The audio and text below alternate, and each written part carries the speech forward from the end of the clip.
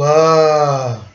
Vamos iniciar mais uma aula de revisão sobre o Iluminismo.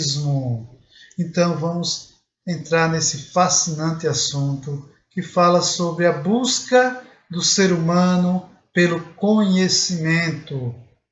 Lembrando que este movimento influenciou diversos movimentos e revoluções do século XVIII e seguintes, principalmente em relação à Revolução Francesa, bem como aqui no Brasil incentivou a Inconfidência Mineira e principalmente a Conjuração Baiana, o que vem a ser o Iluminismo. Movimento intelectual que ocorreu no século XVIII.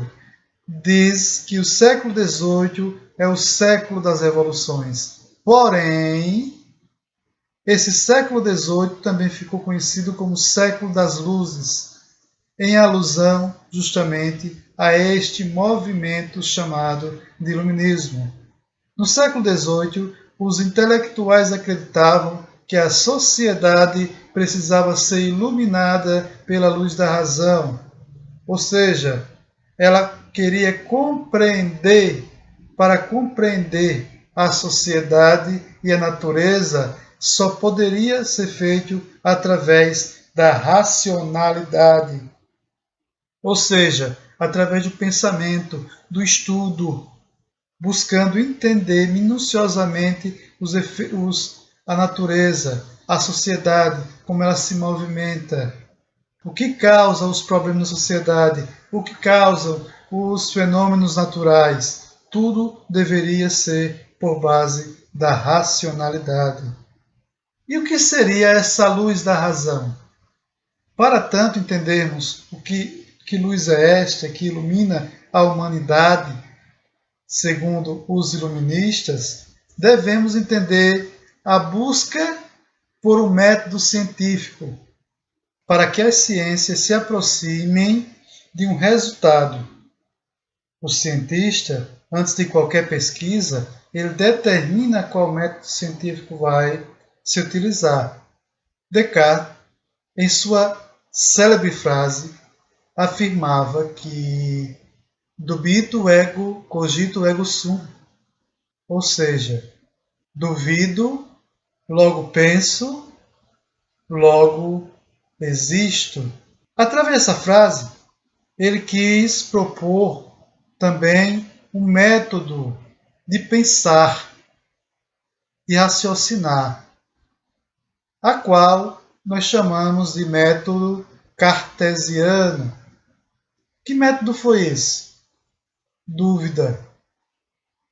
Eu olho o objeto, esse objeto à minha frente vai lançar uma dúvida, uma divisão do estudo, para melhor compreendê-lo.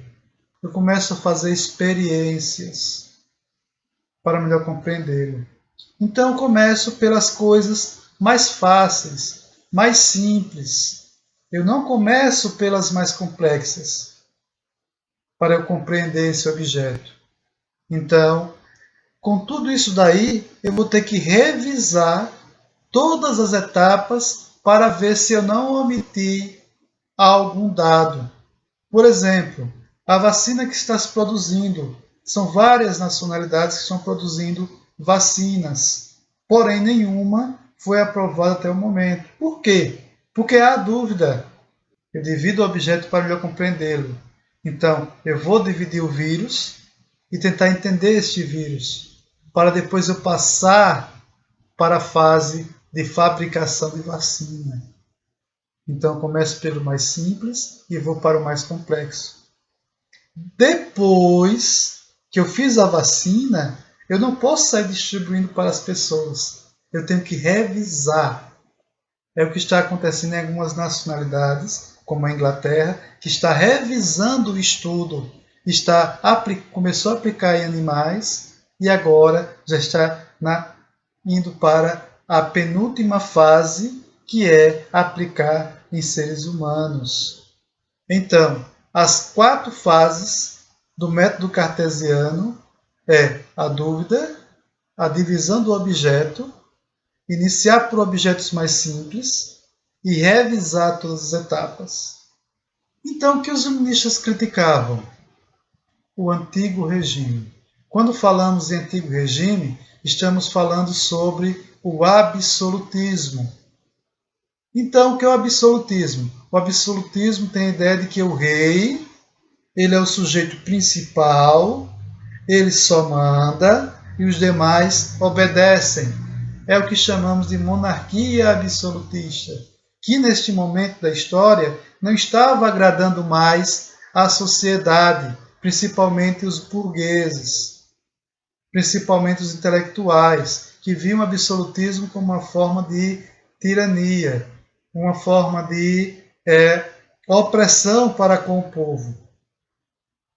Eles criticavam esse absolutismo e queriam que fosse instalado um governo constitucional. Poderia ser um rei, mas que ele obedecesse uma constituição.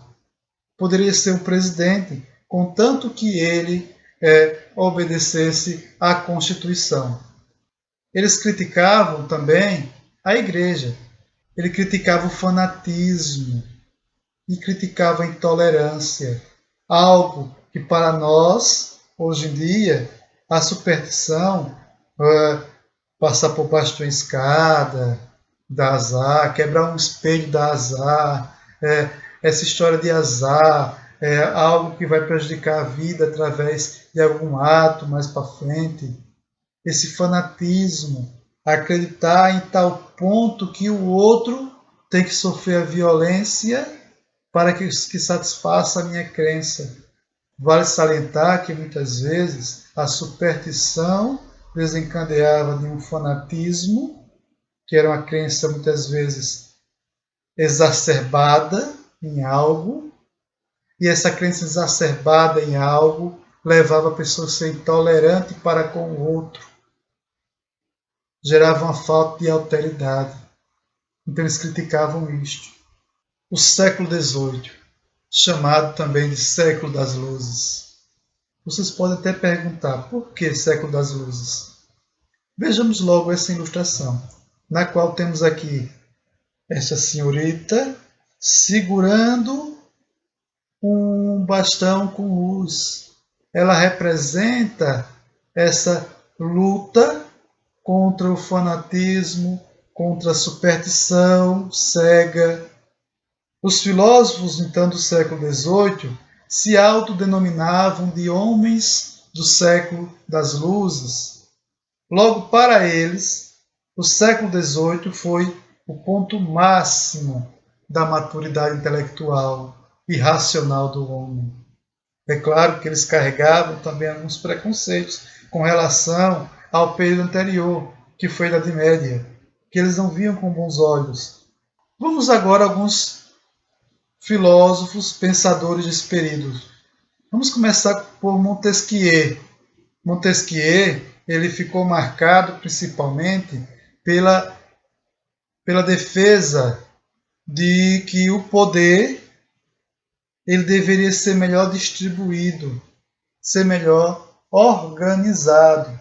Ele dizia que esses três poderes não poderiam ser exercidos por uma única pessoa. Olha aí, ele vai de encontro à monarquia absolutista, pois dessa forma a liberdade política estaria ameaçada.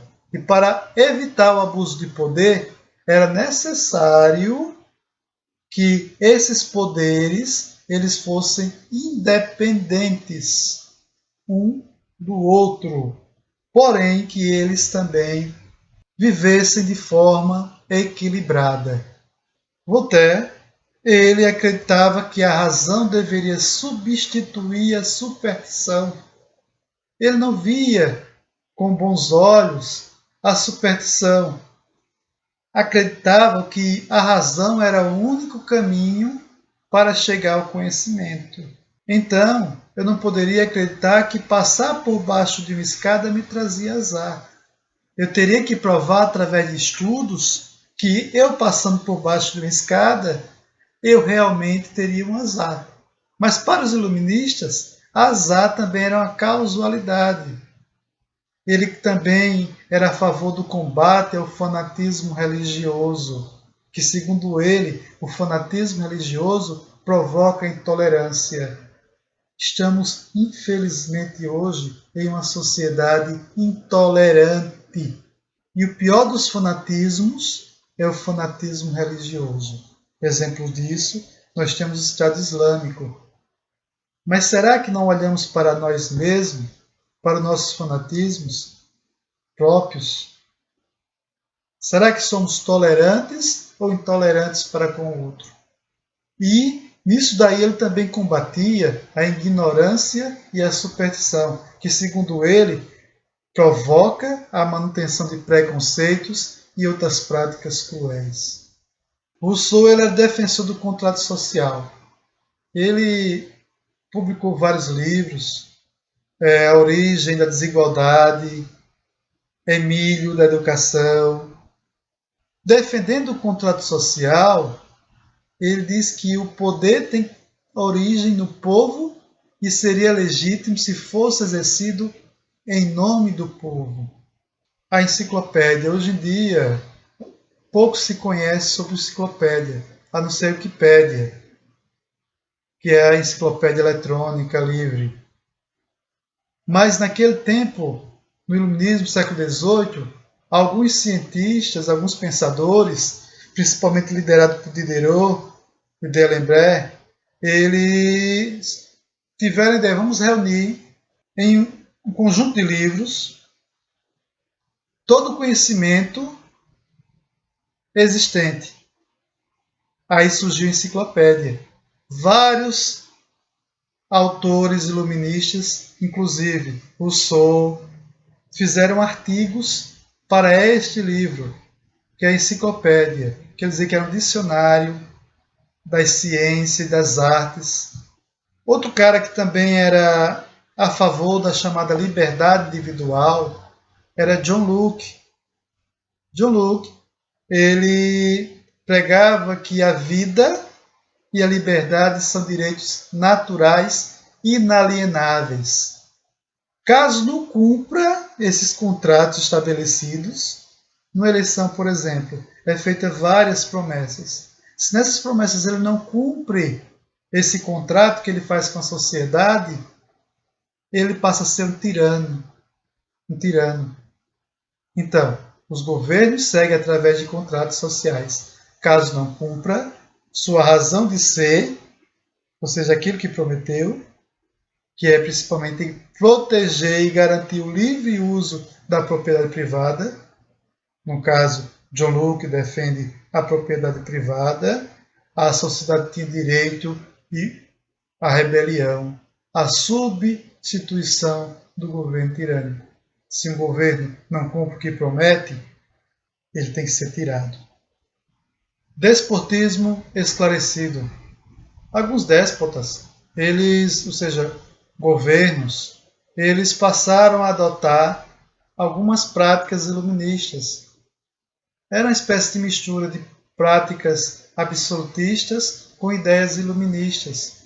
No caso, Frederico II na Prússia, Catarina na Rússia, José II na Áustria, estes reis passaram a se utilizar de algumas características iluministas, principalmente em relação à educação.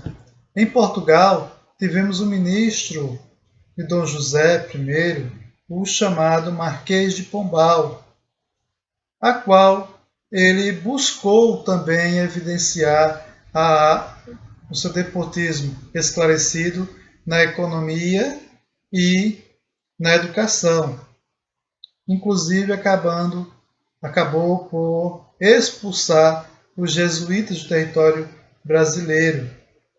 Esse período lá em Portugal ficou chamado de despotismo pombalino. Lembrem-se que o conhecimento é a luz que ilumina nossos passos. Então, busque conhecimento, leiam, busque mais informações em outros meios e agora é com vocês.